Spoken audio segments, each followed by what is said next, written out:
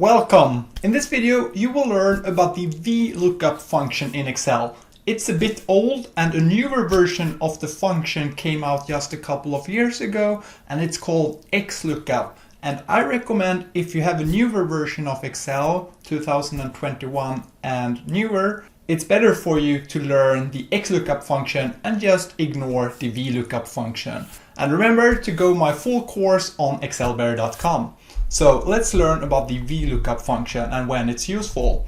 So let's say you have your Excel file and you have your items, and you want to extract a file every month, and you want to extract a file from somewhere else, and you want the values to be transferred to your Excel file.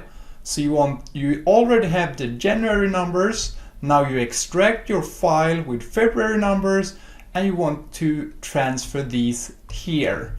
And you do that by matching on these items here. So when it finds strawberry in these items, it will transfer the February value. So let's go through the VLOOKUP function.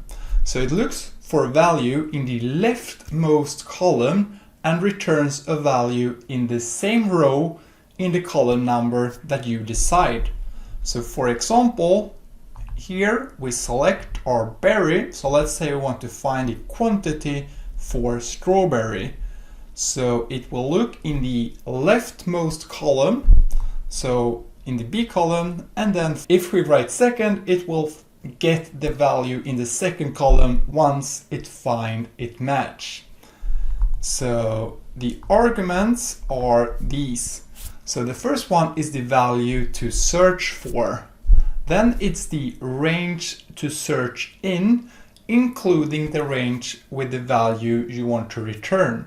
So if you want to return the quantity, you can either select both the B and C column or just the cells like this. Then the third argument is the column number in the range that contains the value to return. So in this case, this column, the B column, is the first column, and you want to grab the quantity which is in the second column, so it's a second.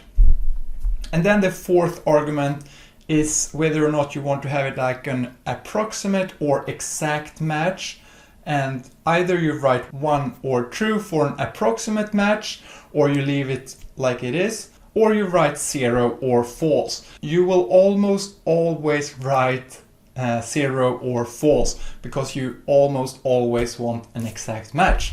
So let's try it out. Let's find the quantity. So we write VLOOKUP, then the lookup value, which is the berry. Either you make a cell reference or you write what you want to find in quotation marks if it's a text, or a number if it's a number. Then we go to the second argument, which is our array, and now we'll select all the columns, so either the B and C. We can select more because it's the third argument that indicates which column to get the value from. So here we write 2, and then we need to write either a 0 or false in the last argument. Then we close the bracket and we will get the quantity for strawberry. And if we change the fruit, it will change corresponding. So some things you need to know about: if you've written false or 0 in the last argument, it needs to be a 100% match. So if there's a space in the end, or if there's not a 100% exact match, it will not find the value. And it will return only the first value. So let's say you have multiple strawberries in this column, then it will return the first value that it finds. So if you have multiple items, I recommend you to use the SUMIFS function instead. And it doesn't matter whether or not you have upper or lower cases, but you need to have the same format. So if you try to match a number with a text format, then it will not find the value. And that's probably one of the most common errors that you will make. And a common thing to do with the VLOOKUP function is to nest it with an if error. So before the VLOOKUP function, you write if error. So what should happen if you don't find what you're looking for in the B column in this case? Then it could either return an empty cell, so 2 quotation marks, no text in between, empty cell, or you can write 0, for example. And then we press enter. So if it's error, now it will become 0 instead.